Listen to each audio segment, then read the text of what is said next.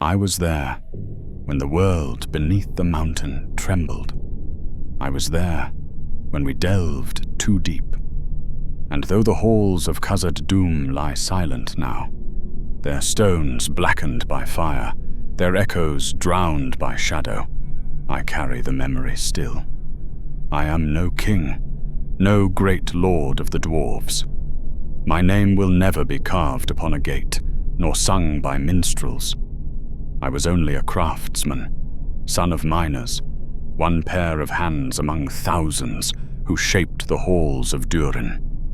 Yet it was given to me to see the pride of our people, the wonder of our kingdom beneath the mountain, and its ruin. Perhaps it is folly to write this. Perhaps my words will be lost as surely as the mithril veins we chased into the roots of the world. But still I set them down, for memory is all that remains. If Khazad-dûm is to be remembered only for its fall, then let it be remembered through the eyes of one who lived there, who loved it, who mourned it. The dwarves are a proud people. We built our halls where mountains dare to stand, and carved beauty where the sun never reached.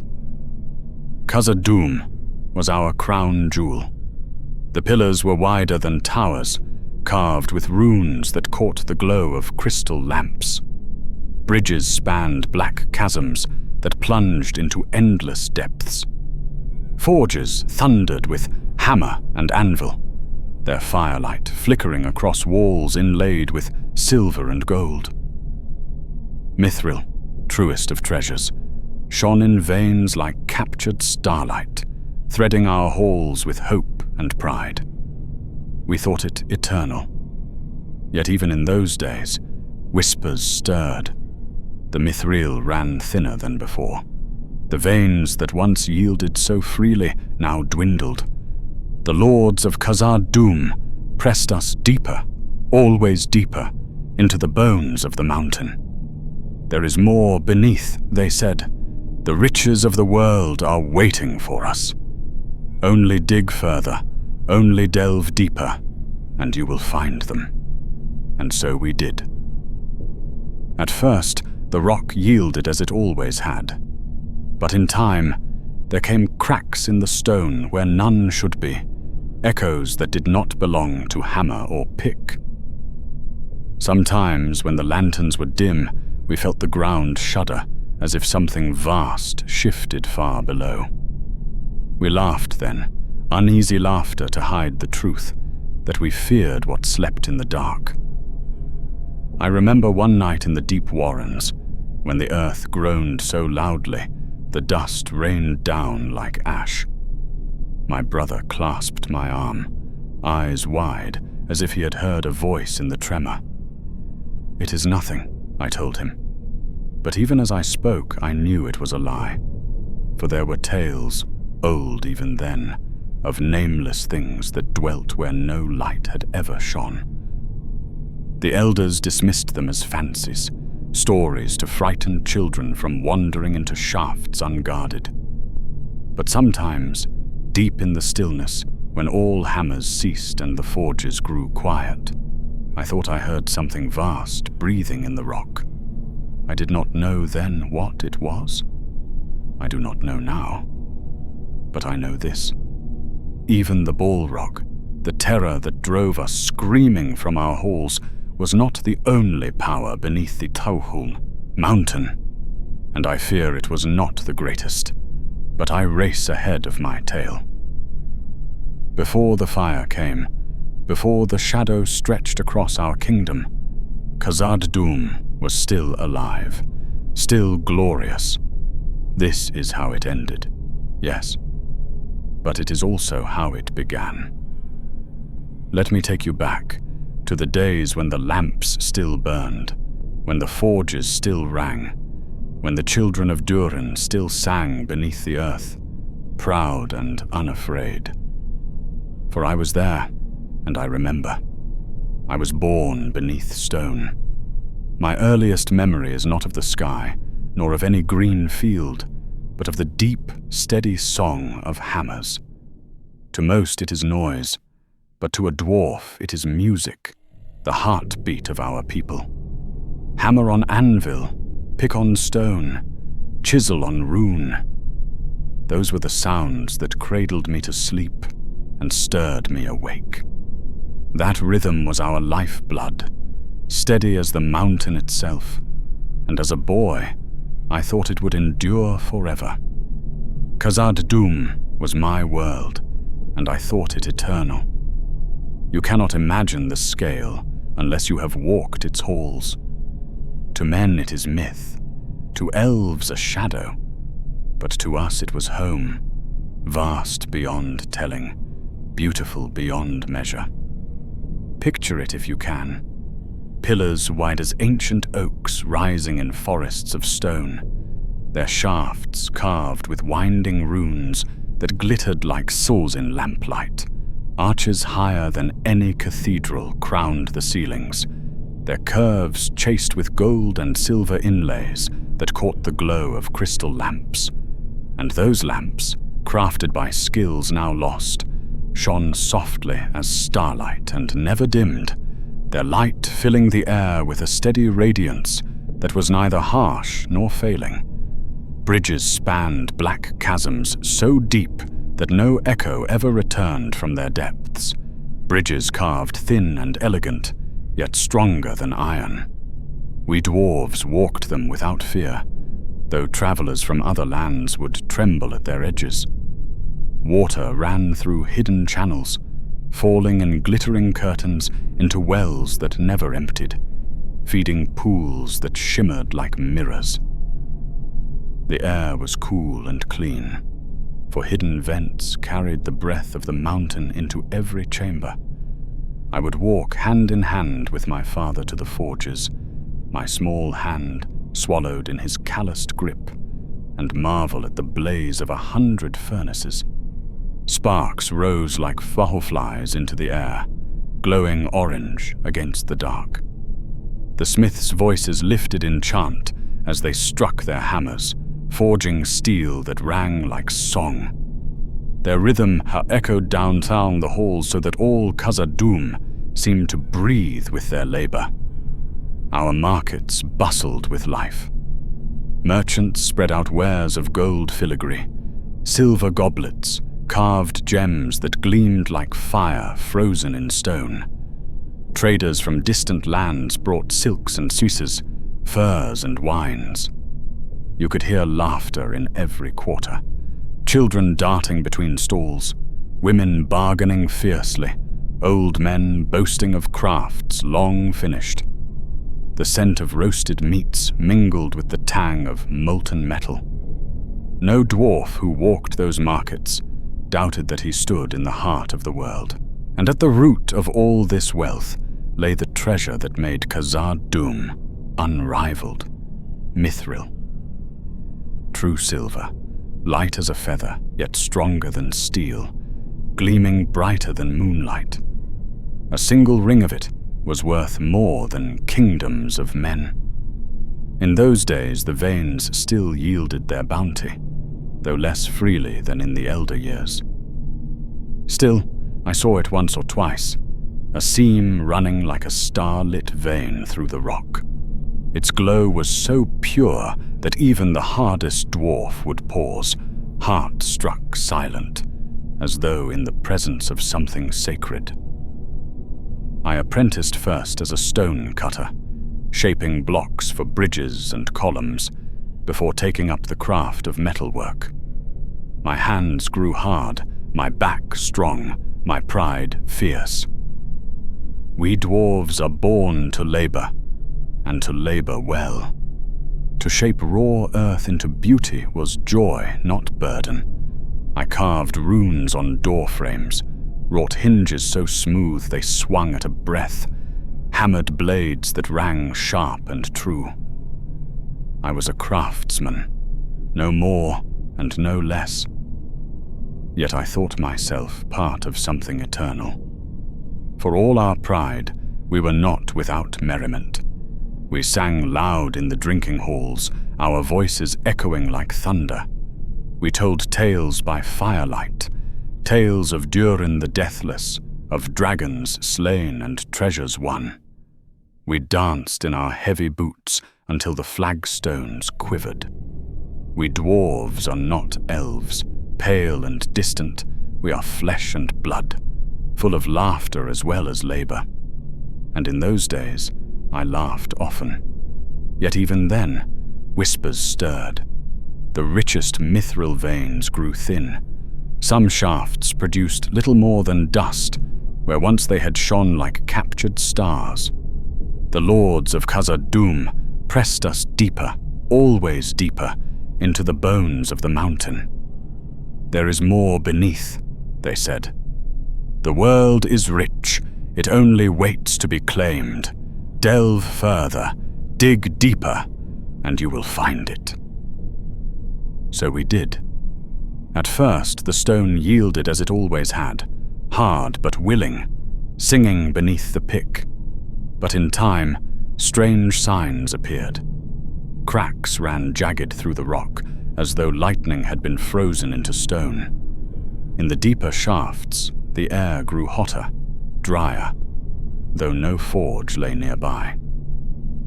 Miners returned with tales of tools snapping in their hands, of echoes that did not belong to hammer or footstep. I myself once walked a half-collapsed tunnel and found the walls scarred by marks no tool could make, long, deep gouges, as though some vast claw had raked through solid stone. My brother laughed when I told him, said I had mistaken the scrape of a chisel. But when he turned away, I traced the grooves with my fingers, and the stone seemed to shiver beneath my touch. There were sounds, too. At first, no more than faint tremors, the ground shuddering like a sleeper turning in restless dreams. Later came whispers, not of voices, but of movements, vast and heavy, far below. When the hammers stilled and the forges cooled, when all the hall seemed to hold its breath, I could swear I heard it. A slow, heavy breath, drawn from lungs that had never known air. I told no one. Who would listen? To speak of fear in Khazad-dûm was to invite laughter, or worse, shame. We were dwarves. What danger could stone hold for those born of stone? And so life pressed on. The lords gave feasts, the forges rang, the children played. The markets bustled, the songs roared, and the pride of our people glowed as brightly as any mithril vein. Yet in the quiet hours, alone in my chamber carved deep into the rock, I felt it, that unseen gaze from the dark below, watching, waiting. Then came the night when the mountain groaned. I woke to the sound of walls shuddering, lamps flickering, dust falling like ash from the ceiling. My brother sprang from his cot, eyes wide with terror. The stone floor quivered beneath our feet as though struck by some vast hammer. It is only the mountain settling, I told him. But even as I spoke, I knew it was a lie. That was the night the dreams began. Dreams of Fotor and pent shadow, of eyes burning like coals in the dark. Dreams of screams cut short, of halls collapsing, of bridges breaking. I would wake with sweat on my brow, the taste of ash in my mouth. Still, I told myself they were only dreams. But deep within, I knew they were warnings. The decree came down from the lords, in words carved onto a slate as wide as a shield. Apprentices carried it through the forges, their young faces shining with sweat and pride, though the masters who read the lines frowned and said little. The runes told what many already feared. The richest veins were thinning, the easy treasure gone. If Khazad-dûm was to remain the envy of the world, new seams must be found. Old shafts must be opened. The black spike, Narag Zigil, would be worked once more. That name moved through the city like a cold draught. Every dwarf had heard it whispered, if not in fact, then in story. Narag Zigil had been bricked and sealed before I was born. My father said it warped the oil in lamps, that tools cracked there without cause. Others claimed men vanished, swallowed by stone. No one could say which was truth, and that was worse than knowing. When Master Doran read the slate aloud to our crew, none of us spoke, though the silence after his words pressed harder than any order. My brother's jaw tightened, his beard twisting under his fingers. Oin tried to laugh, saying he would bring back mithril enough to braid into his boots, but no one joined him. Even Doran, who scowled at most things, only looked at the floor, as if it might speak. That night, the drinking hall blazed with firelight and noise, louder than usual, as if we thought to drown unease with song. Kegs rolled, cups rang, and old verses shook the rafters. But the mirth was brittle. A silence walked between tables when men set down their mugs. I heard it in the way talk broke off, the way voices sank. They sealed it for a reason, an old smith muttered, rubbing the scar across his knuckles. Stone always bites, a cutter answered. We should bite harder. Owen slammed his cup and thumped the table. If mithril hides in the belly of the world, we'll take it. By Durin's beard, it is ours, and I'll be glad for it. The cheer that rose was thin and quickly gone. My brother leaned close, speaking low. You hear it, he said. I tried to shake my head, but the weight of his gaze held me. Yes, I had heard it. The sound of breath drawn slow and heavy in the bones of the mountain. A sound I told myself was only the settling of rock. But mountains do not breathe. The cage took us down into silence. Its chain groaned, and the wheels above shrieked as though the mountain disliked our descent. We crowded shoulder to shoulder, our lamps swaying with each jolt. The air grew colder at first, sharp with the tang of stone dust and oil, then strangely warmer, close and heavy in the lungs. I watched the glow of the upper halls fade to nothing until there was only the ring of metal above and the slow beat of my own heart. We passed levels I had known in boyhood, where my father's hand had set runes upon doorframes. I almost raised my hand in salute, as if the old stones might remember me, but the moment fled. Soon we sank past the last familiar landing and into regions unused for a generation. Here the walls sweated with damp, and a hush pressed on us, thick as a shroud. My brother shifted, his beard brushing my arm. It smells wrong, he whispered. It smells old, said Doran. His voice was steady, though his eyes were dark beneath his brows. At last the cage struck bottom with a shudder, and the gate clanged open. We stepped out onto a narrow ledge cut long ago, our boots stirring dust that had lain undisturbed for years. Before us stood the bricked wall of Narag Zigil. Grey blocks, neatly mortared, bore the wax seal of the lords, green and cracked with age. The runes of warning etched there had faded, but their shape still pricked at the eye. The overseer drew a slim chisel from his pouch and pressed it to the wax.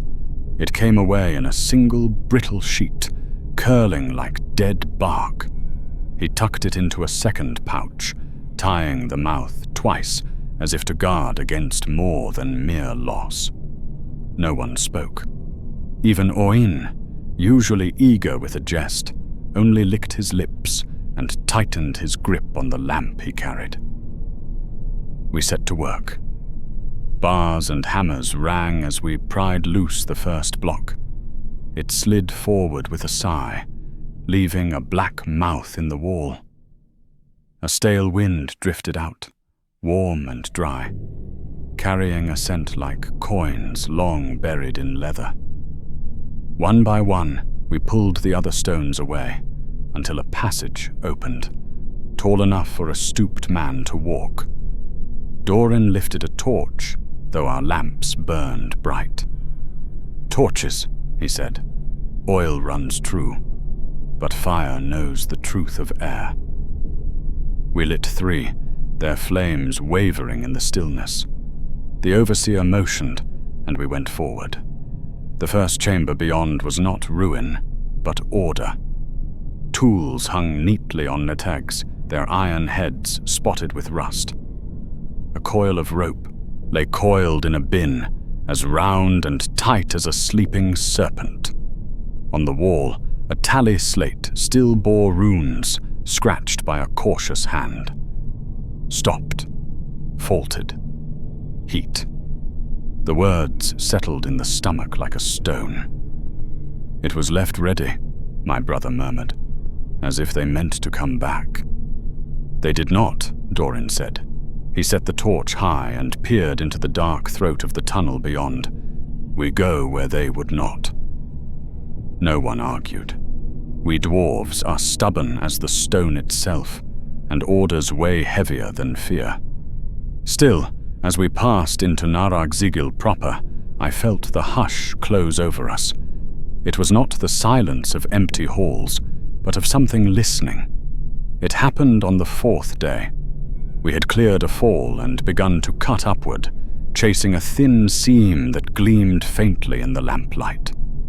Owen was above us on a ledge, his pick rising and falling in steady rhythm, sweat darkening his tunic. He whistled between his teeth, cheerful as ever, though the sound seemed small in that deep place. Then the stone betrayed him. Without warning, a slab split from the ceiling and dropped. It struck his thigh just above the knee, pinning him with a crack that echoed like a snapped bowstring. His whistle turned to a scream that filled the chamber. We rushed to him, straining at the block, heaving until it shifted. My brother wedged his shoulders under the weight, grunting like a beast, and we pulled Owen free. His leg bent wrong, bone gleaming white through torn flesh. His face was grey, his beard clotted with dust, yet he still tried to jest. "I always wanted to be shorter," he gasped, but the words broke into sobs. We bound the wound with belts and splints, carried him to the sled, and hauled him toward the lift. He made it as far as the 4th landing. There, his eyes steadied, and he gripped my hand. "Do not dig where the stone seeks us," he whispered. His breath rattled once more, and then was gone. When we washed him for burial, I saw the truth the stone had hidden. 3 long gashes across his chest, clean as any blade, too deep for falling rock. His sister covered them with her palm, her lips pressed tight, and said only, "Stone claws when it chooses." But I knew better. That night the drinking hall roared with forced laughter, louder than ever. Yet the sound had no heart. The shadows between the lamps seemed to lean closer. We all knew Owen's death had not been the work of chance. We returned to Narag-Zigil with fewer shoulders to bear the load. The air seemed heavier, the silence thicker, as though the mountain itself marked Owen's absence. We told ourselves it had been an accident, but none of us believed it. The work grew harder. Tools broke in our hands, iron picks snapping across the grain as if struck from within. Chisels bent, hammerheads loosened from hafts, sledges split. Doran cursed and repaired what he could, his thick fingers steady.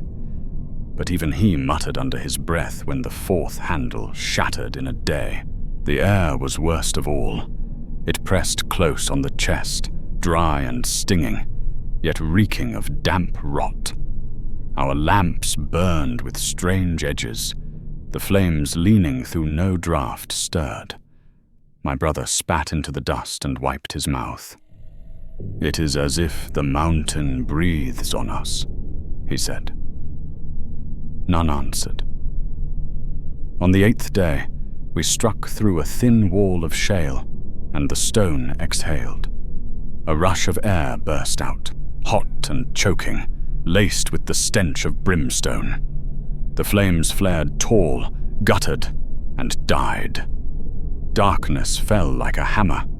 I could hear men gasping, coughing, stumbling. Then through the black, another sound, slow, steady, vast.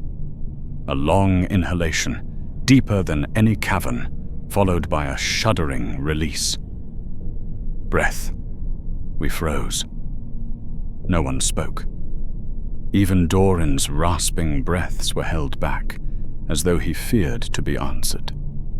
The sound came again, rising from below, the mountain itself drawing air. At last, the lamps flickered back to life, pale and thin. I turned to where Fundin had stood beside me. His pick leaned against the wall. His helmet lay in the dust. But Fundin himself was gone. We searched the chamber, shouting his name, probing every crack and corner. Nothing. Only the marks of his boots leading to where he had stood. And then no more. The overseer scratched at his slate with a trembling stylus. "Fled in panic," he muttered. "He fled and will be punished." Even he did not believe it. His hand shook as he wrote, and when he lifted his head, the scowl he wore had no strength. That night, no one sang. That night I dreamed of halls too vast to measure, their pillars like the ribs of a beast, their floors glowing faintly red as if a furnace smoldered beneath glass.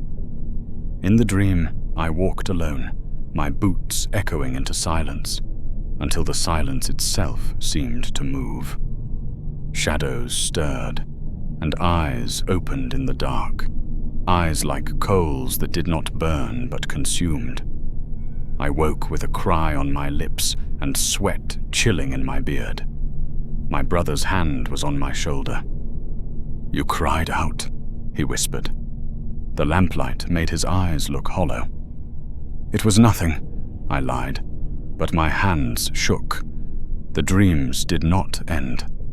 They came night after night, heavy as the stone itself. I dreamed of four spilling through cracks, of voices chanting in tongues I could not name, of stone that pulsed like flesh. Always there were eyes, watching, waiting, and always the sense that we were trespassers, scratching at the skin of something vast. By day, the dreams followed me. When the hammers stilled, I thought I heard whispers, just at the edge of hearing. Men muttered of the same, voices calling from the rock, words too deep to understand, but heavy with command. Doran's jaw grew tighter, and even the overseer's scowl faltered. One evening, as we sat with our rations, a miner named Corey broke the silence. "I saw stone move," he said, his voice low. "Not fall, not crack. Move. A seam that was not there before, and when I looked again, it was gone." "Drink less," another muttered, but no one laughed. Later, as we prepared for rest, my brother pulled me aside. "Tell me," he said. I hesitated. To speak dreams aloud was to give them weight, but his eyes were fierce. So I told him of the halls, the shadows, the eyes. His face grew grim. "I have seen them too," he said. We did not speak of it again. but that knowledge bound us. Whatever haunted us below the mountain, it was not mine alone. That night I lay awake long after the lamps were doused. The air was hot and close, and I could swear I heard it. Not only the faint tremors, not only the sigh of shifting rock, but a deeper sound. A vast bellows, pulling the air through hidden caverns, slow and patient. The breath of something slumbering, yet aware. When at last sleep claimed me, I dreamed again of those eyes. This time, they turned toward me. On the 12th day, our picks struck light. It began with a glimmer, no broader than a thread of hair. But when the lamplight touched it, the wall seemed to glow from within.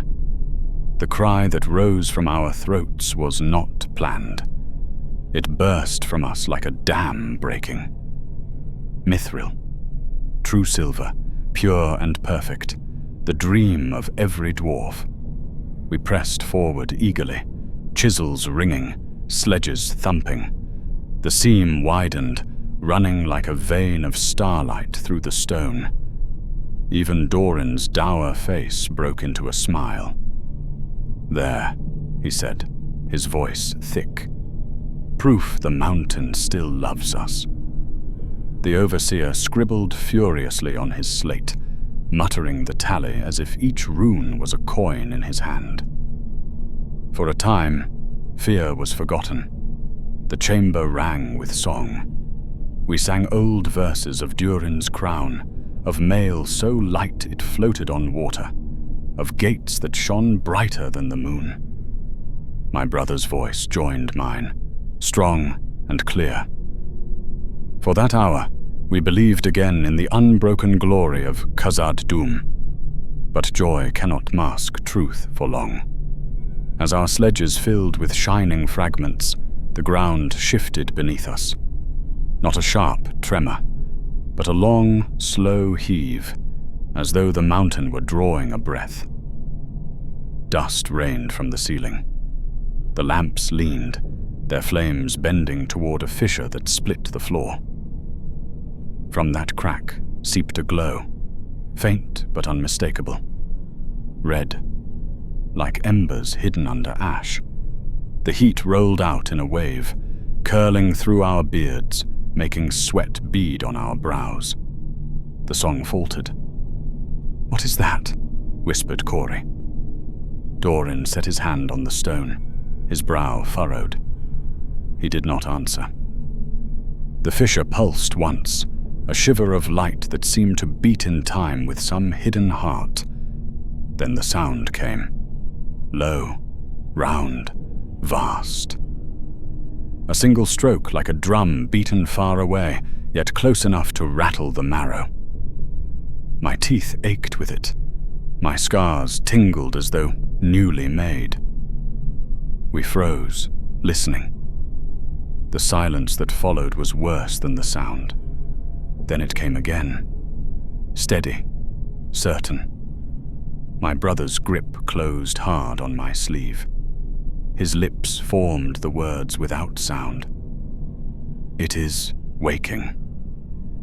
The overseer's slate slipped from his fingers and shattered on the floor. He did not stoop to gather the pieces. His face was pale, his eyes fixed on the glowing crack. Doran at last found his voice. "Back," he said, low and steady, though I saw the tremor in his hand. "Mark the vein. We'll return when the mountain is calm." We chalked the wall with shaking hands, the old runes of claim that said, "This seam is ours. We will come again." I wondered even then if stone cared for runes, if it had ever cared. As we turned to leave, the drumbeat sounded once more, deeper now, echoing through the shafts like a voice in the dark. My skin prickled, and I knew Oin had spoken true. We had dug where the stone succored. We had found mithril, yes, but we had woken something else. The orders came as if nothing had happened. One dead, Fundin vanished, the shaft trembling with heat and whispers. None of it mattered to the lords above. The mithril was all that mattered. And so against every instinct, we returned to Narag Zigil. The cage carried us down once more. I counted each turn of the chain, each groan of the gears, as though marking steps into a grave. No one spoke.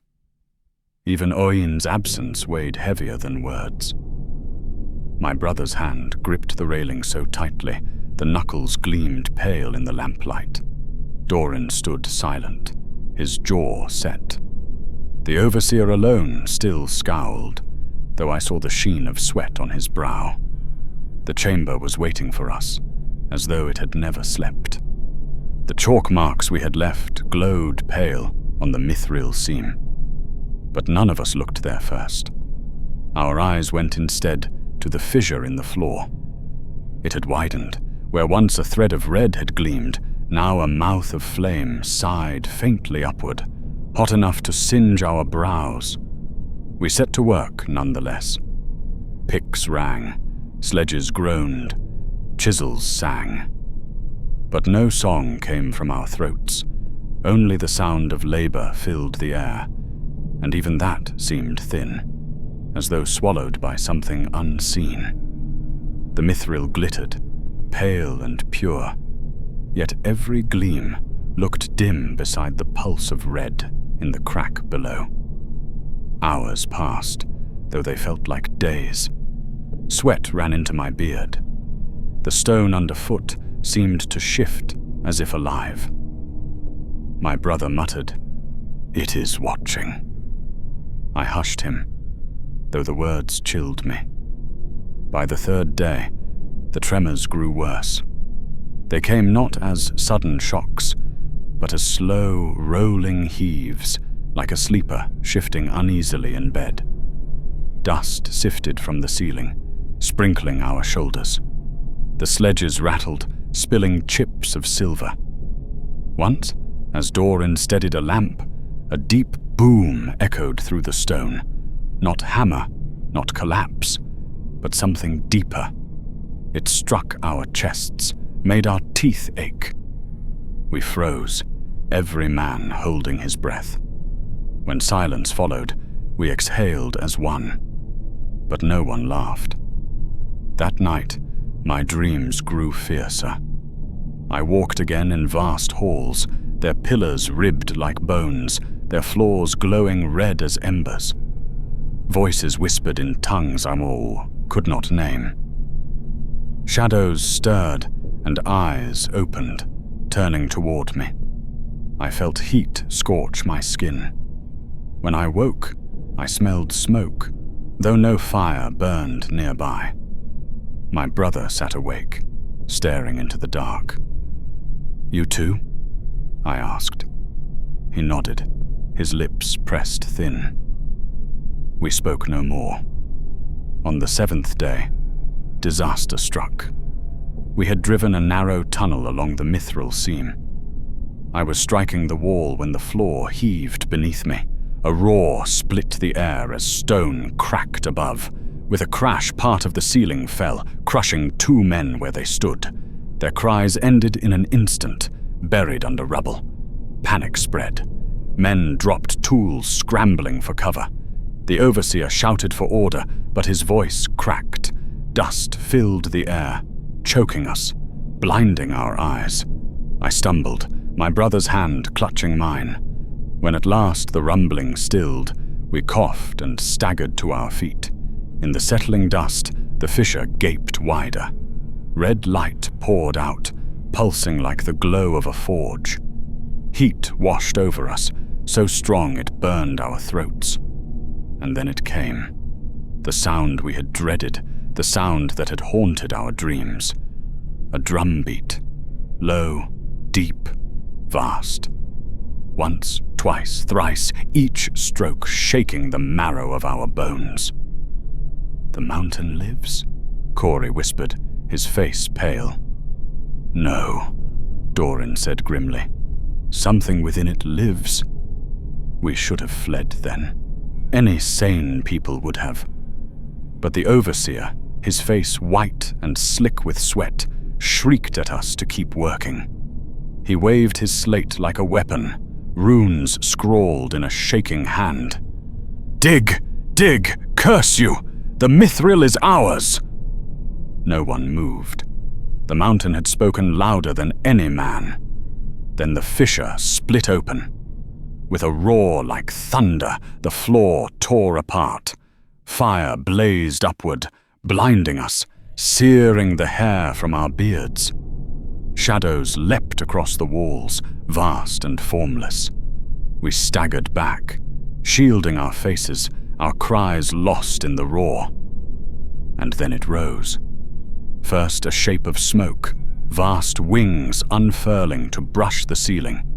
Then fire, coiling through the dark, limning the outline of something immense. Eyes flared open, molten gold, burning with hate older than stone. A Balrog. The word was not spoken, yet it thundered in my mind. A fire demon of Morgoth, thought long banished, long forgotten. Yet here it stood, rising from the deeps of the world. It spread its wings of shadow and flame, filling the chamber. The air roared, choking, burning. Its whip cracked once, a bolt of fire that shattered stone. The overseer shrieked and ran, his slate clattering to the floor. Doran did not run. He lifted his hammer, planted his feet, and shouted words I could not hear over the roar. For a heartbeat the fire gleamed on his beard, his face set fierce as any king.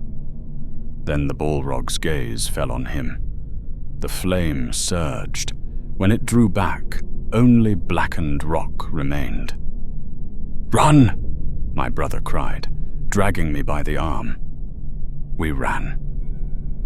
The gallery shook, stone cracking underfoot. Fire chased us, shadows leaping on the little walls. Behind us the Balrog roared, a sound that split the world. I heard men screaming, the crash of falling stone, the hiss of fire. Boots thundered, sledges overturned, lamps shattered. At the Piton ledge, chaos struck. One man slipped, plunging into the abyss with a cry that echoed once and was gone. Another clung to the rope, bleeding hands slipping until my brother and I hauled him up. The rope burned my palms, the taste of ash in my mouth. We ran on. At the bricked chamber, where once the tools had hung neat and ready, the firelight poured after us. The coil of rope smoldered, bursting into flame. Shadows of wings danced on the walls. We stumbled into the cage, clawing at the chain, shouting for the hoist. The gears above groaned. The cage lurched upward. Too slow, far too slow. From below came the roar, vast and triumphant, echoing up the shaft. The heat licked at our boots. The lamps flared and nearly died. My brother clutched my sleeve, his eyes wide. We had seen it. Not rumor, not dream, but fire and whip and wings of shadow. A Balrog of Morgoth, awake. And we knew, with a certainty colder than any stone, that Khazad-dûm would never be the same again. The cage lurched as if the mountain itself were trying to hold it back. Chain sang over wheel. The wheel answered in a rasp that set my teeth on edge. Heat climbed the shaft in slow, greedy breaths, licking our boots and beards. No one spoke. Hands clutched rail and belt and shoulder, as if flesh could be made into rope. I could not tell whose fingers dug into my sleeve until a lamp swung and showed me the whitened knuckles. My brother did not look at me. He watched the mouth of the shaft below as if it might sprout teeth. "Almost," I said. It was a lie told to keep breath moving. "Almost," he echoed, because he loved me enough to make the lie share our weight. The cage banged a landing where boyhood had carved my initials into a post. The mark flashed by like a face glimpsed on a road you must not stop upon. Another landing. Another. The hoistmen above were shadows and shouts. I could not hear their words through the roar rising after us. We reached the level where air changes, thin sweetness in the throat, the smell of wet stone and honest draught, and we poured out before the cage gate had finished opening. Men stumbled and were dragged and did not fall because the crowd would not let them. We ran. The corridor beyond sloped toward halls I knew by the weight of their arches. Here my father's chisel had sung. Here my mother had bargained over lamp oil and iron pots. Here I had learned which steps would lift a song and which would swallow it. The lamps burned steady and blue, the stone cool to the touch. The quiet was worse than the fire. It pressed the shape of waiting into our chests. At the first turning, we slammed into a work gang coming down. Cutters with dust on their beards, 2 carters hauling a sledge, a pair of masters in copper-ringed braids. They saw our faces and stopped as if the air had thickened. "What happened?" one master asked. "Collapse?" "Fire," I said, "and more than fire." "Back," my brother added. He did not say the word that stalked our thoughts. The word felt like a door that once opened would not close. We washed around them like a river around stones, and behind us their voices rose and were eaten.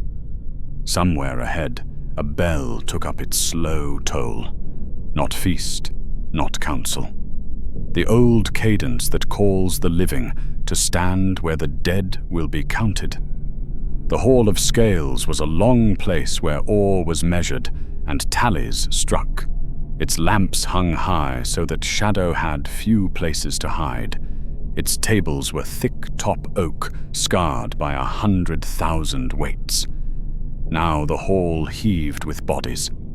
The captain who held this ward, white lacing his beard, a scar like a hook under one eye, stood atop a measuring table and hammered his axe haft until noise broke like crockery.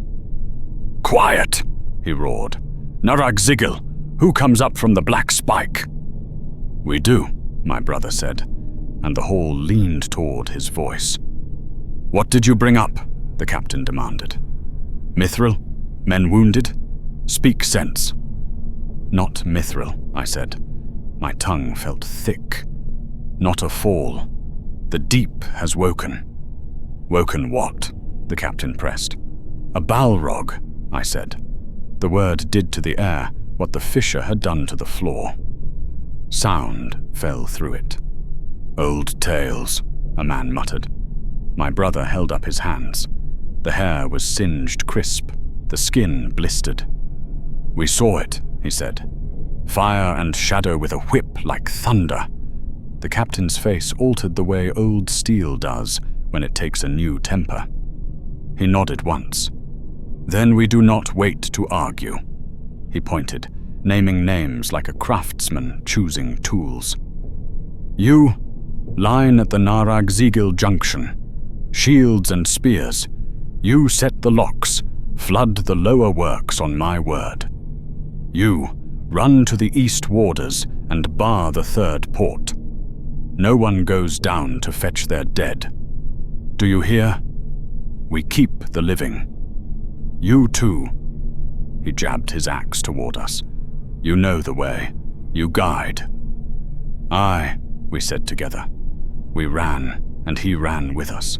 And behind us ran men who were not brave, but who loved their people more than they loved their knees.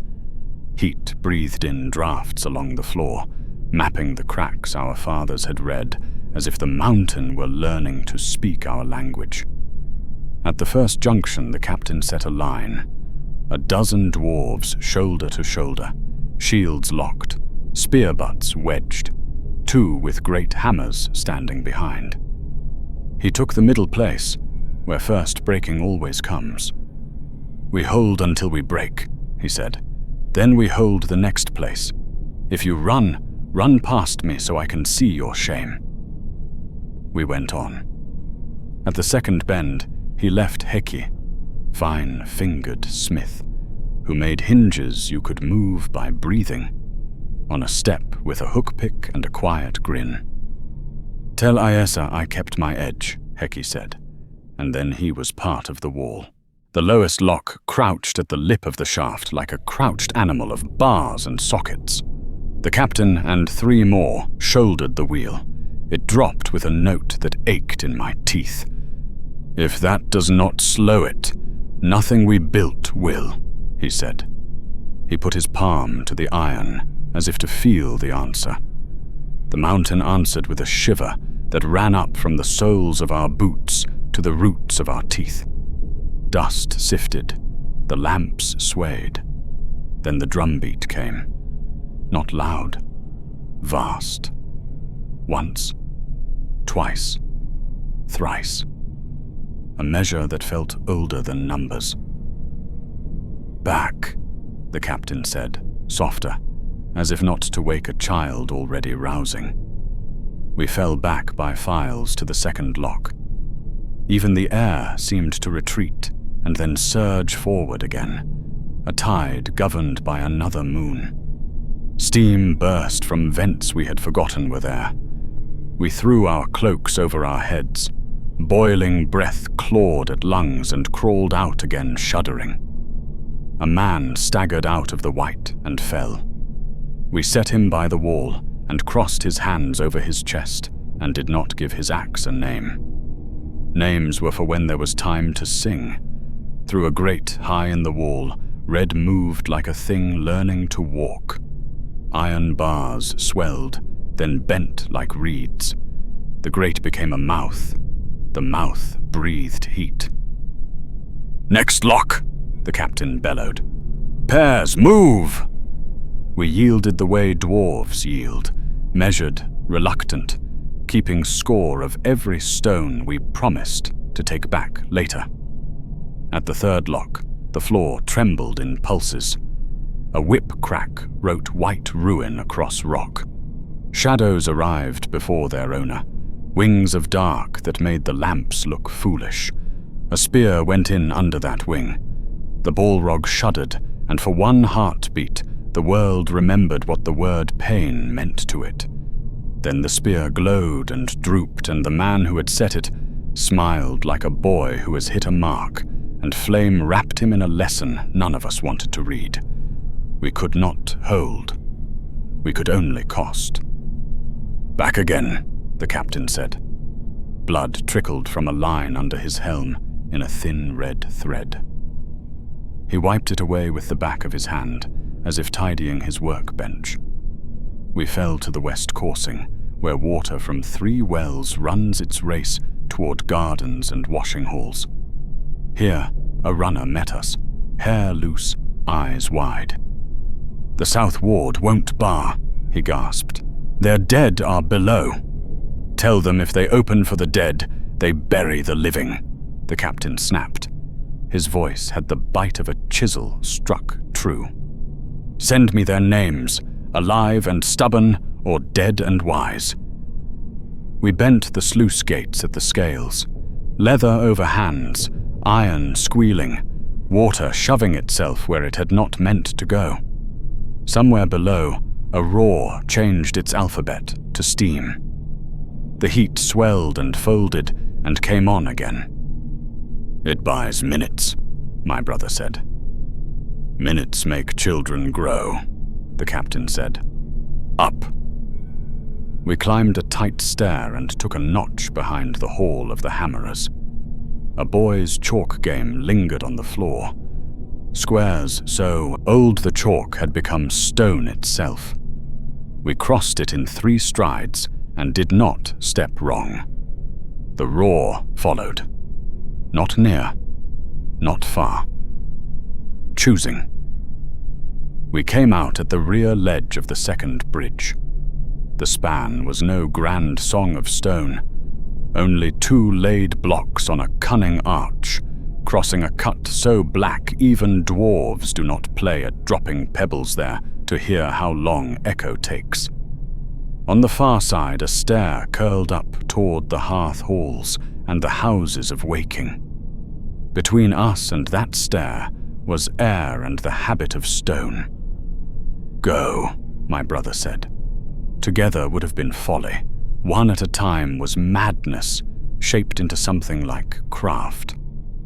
You first, I said. No, he answered simply, and smiled that sideways, stubborn smile he had used since we were beardless, and he had dared me to climb the foundry frame. If I fall, you tell it right. There is a love we dwarves do not speak aloud, because speaking lets others hear. I did not argue. He stepped onto the arch, and the stone answered with a deep, soft boom. A drum tapped in a far room.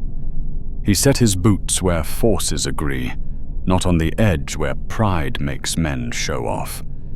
He did not hurry. Hurrying insults a tool. He crossed. He turned. Now. I stepped. The cut ate our lamplight. Sweat prickled at my neck. It could have been heat, or fear, or both. I put my boot into his print, then the next into the next, and told my breath to be a quiet thing. Halfway, the mountain spoke a different word. Heat struck my face like a hand. A shape shouldered through the notch behind. Shadow first, vast and formless, then fire folding around it like a cloak. The whip flashed and wrote brightness across the air. Stone spat sparks as the balustrade at my hip sheared and fell away into black. Do not run, my brother said. It meant do not ask the arch to decide too much too fast. I did not run. I walked as if time had not learned to count. The Balrog stepped out onto the opposite landing and raised itself high, wings of darkness filling the opening, eyes like molten hatred set in a mask of night. Its presence was weight. Its heat was a world. It put 1 foot upon the bridge. The arch answered no. It did not break.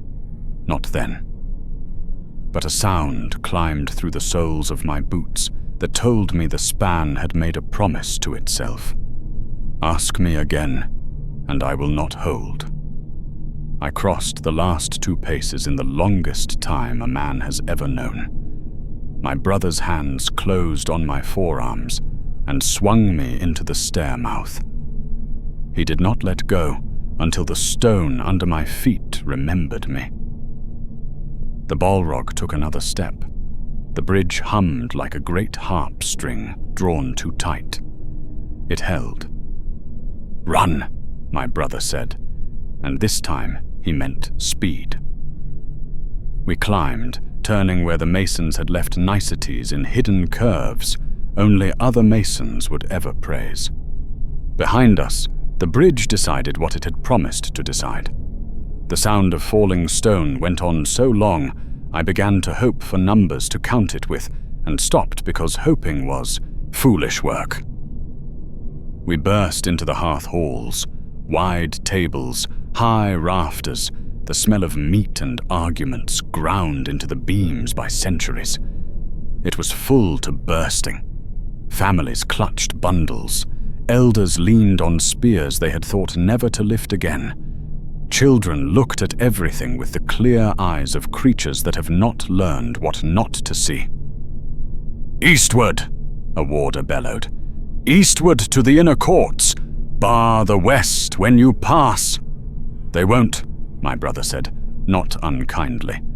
The west doors were where high clans kept their frontages, a forest of carvings and memory, pillars with faces of grandsires and great-aunts, lintels that had survived fires and feuds and the long patience of time. You cannot tell a dwarf to bar his dead behind him and expect the bar to hold. The captain from the scales found us, blood dried in a lace across his cheek. "You two," he said, as if we were tools he had set down and was relieved to find still to hand. "What did the West become?" "Fire and the thing that wears it," I said. "We slowed it.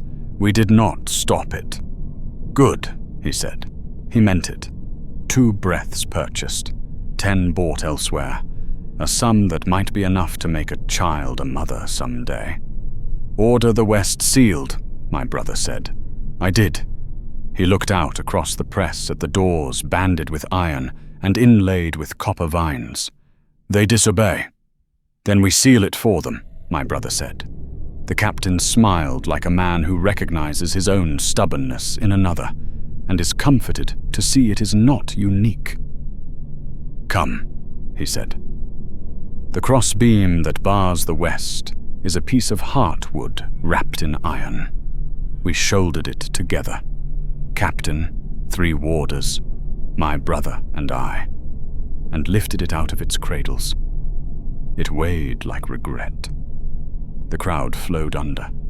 The beam swayed above their heads like a sentence not yet finished. A man with rings enough in his beard to count 3 suns pushed toward us, arms full of a chest, no doubt stuffed with hammered memories. I took him by the shoulders. "Father," I said. He was not mine. The word was older than truth. "Go east. The mountain's already taken what it will take." He peered into my face as if looking for his own boy. He went. We set the nose of the beam into one socket and then shoved the long weight home. The doors kissed. The bar dropped into its bed with a thud that knocked a shape out of the air. Hope or denial, I could not tell which. Hands pounded from both sides. Those inside answered those outside because dwarves are a people who answer. The door shook, not for fists. For a step that asked questions oak was not made to answer. "Wedge!" my brother snapped, and we drove iron dogs into sockets cut generations ago by sensible men who had not thought to use them, but had enjoyed making them true. "Back," the captain said. He had worn back to a keen edge. "Line there. There. Spears ready. Picks for hooks. Hammers after." We set our feet in the place where the hall narrows. The lamps dimmed and flared and dimmed again, as if undecided about whether their work was worth doing. A breath rolled through the doors and fetched the air out of our lungs and put it back colder and darker. When the doors went, they went all at once. Panels burst inward. Hinges screamed. The beam leapt. The wedges tore arcs of sparks. The breath became a body. Fire hit shields and ran up them and learned the taste of iron. Sand turned to glass in mounds where warders threw it by the armful and did not look surprised at the miracle because there was no time to be surprised. The Balrog came through the ruin in a shape that made the pillars carved kings seem like boys playing dress. The whip cracked and made a star of a lamp. The shadow moved and the light obeyed. A spear took it in the knee. It faltered for a blink. The spear melted. The spearman grinned because he had done a true thing once in his life, and then was gone in a bright education. The captain laughed, a sound like flint. "Good!"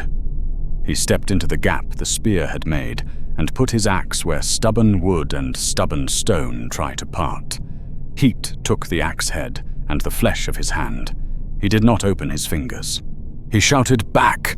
one more time and paid for the word with the rest of his breath. We yielded another pace together. Together matters. Alone is a hole you make under your own foot. We hooked fallen beams and dragged them sideways to trip heat as if heat had ankles. We put wet hides over our heads and became smoking statues that moved. We did not break. We thinned. "Eastward!" a voice cried. The warder with lungs left. "Eastward to the wells!" We went eastward because West had said what it meant, and we had heard. The well chamber is a round place with chains hanging like iron vines, and a draught that keeps lamps honest. Water speaks there in old syllables, slap, churn, hush, that make a dwarf feel his ribs are good, true hoops. The heat came into that room and faltered, not beaten, only asked to choose which way to be God. The shadow grew taller. The fire bent. We did not fight it there. Not because we could not. Because we had bought all the breaths that fighting would buy, and there were other breaths we might yet afford with moving. We circled the rim, keeping chains between us and it. When the whip lashed, we ducked the way our father had taught us under a swinging beam. When it roared, we put our mouths against our sleeves so our lungs would not take the roar and make grief of it. We reached the east stair. Behind us the last warders threw the last sand, and it made the last glass. Gelir, who had carved a cradle from offcuts finer than any lord's chair, tore his beard free and flung it into the flame because a dwarf must give something, and he had nothing left a flame could eat. He looked foolish and holy. I loved him then, and I will love him until stone forgets how to be cool. We climbed the Saltet. Balrog did not follow. Not then. Not because we had won. Because it had found a larger room to learn.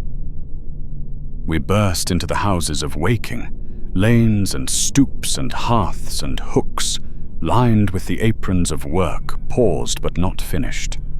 The bell tolled its old even measure. Dwarves flowed toward the east gate in lines like veins. Elders on litters, children in shawls, women with packs that would have bent younger backs. Some had tools across their shoulders. Some had boxes that made their faces look like masks. Some had nothing but their names. The wind coming through the east had the taste of sun on stone. The taste hurt. We found a stair against a wall and sat, because if we did not sit, we would fall. The stone was cool. It had always been cool. It would remain cool when no one remembered which two brothers had leaned there. My brother set his shoulder to mine. The pressure was a language we had learned before words. "We live," he said. It was the third time he had spoken those words since we fled the fissure, and each time he made them truer. "We live," I said, "and we tell it right." He nodded, eyes on the river of our people. Not only what we saw, what it cost. "We keep the names," I promised. Heki, Gelir, the captain, Un, Fundin, the nameless who made line where line was needed. "And the ones who set wedges 100 years ago so we could use them today," he said. "They count too." "Then we will count them," I said. We rose and joined the flow. The east gate opened its long mouth. The wind outside smelled of dust and noon, and the pride of mountains that carry their weather on their backs instead of inside their bellies. We stepped through as men stepping from one trade into another, without changing the hands that do it. Behind us the bell went on, tolling until its sound learned to live in the bones. Somewhere in the deep, the drum answered it. Because the world is a place where two measures can be the true at once. We did not look back. Looking back is a way to fall while your feet are working. We walked. The ground under the sky felt wrong and welcome. Behind us, in the roots of the world, the thing we had woken began to learn the halls our fathers had taught us to love. Ahead of us lay the long telling, and the work of making sense where no sense should be asked to stand. We lived. Two brothers, ragged and singed and still in step. And we knew Khazad-dûm would not die in a day. Doom does not always fall like a stone. Sometimes it rises like a tide, and men measure it in door beams and bridges and breaths. We had spent what we could. We would spend words next. For there is one craft left to dwarves when steel and stone have had their say. To remember. We would remember. And we would make the remembering cost the world as much as the breaths had cost us. I did not return to Narag-sigil. None of us did. The fissure was left to glow and breathe in the deep, while above, we pretended for a while that Khazad-dûm remained as it had always been. Bells tolled, names were carved, halls were swept clean of ash, and life went on. That is the way of our people. We mend what is broken. We shore up what bends. We polish what blackens. But some cracks cannot be closed. I still remember the faces of those who stood in the lines that bought us time. Heki, with his quiet grin. Gelia, who gave even his beard. The captain, who laughed when his axe struck true. And Oin, and Fundin, and all the others whose names deserve more than dust. Their courage is the only reason I sit here now, able to carve these words at all. Sometimes in the quiet hours, I wonder if we might have stopped it. If more water, more iron, more stubborn lines could have caged a thing so old. But the truth whispers back to me in the silence. There are fires that cannot be drowned, shadows that cannot be locked behind doors. We had delved too deep. The Balrog had been waiting, patient as stone, and we were the fools who gave it air again. Khazad-dûm did not fall that day. Its halls rang with hammers for years yet, its tables filled with song and ale. But deep beneath us, doom had woken. It would bide its time until Durin himself met it on the bridge. The end was sealed in that moment we struck silver and found fire. We simply had not yet counted all the days left to lose. I tell this not only for myself or for my brother, who still sits across the fire as I carve these words. I tell it for those who may yet listen, who wonder how the greatest city of our people came to wear the name Moria, the Black Pit. Remember this, it was not greed alone that undid us, nor folly, nor chance. It was all these things together, woven into one choice, made with hammer and pick.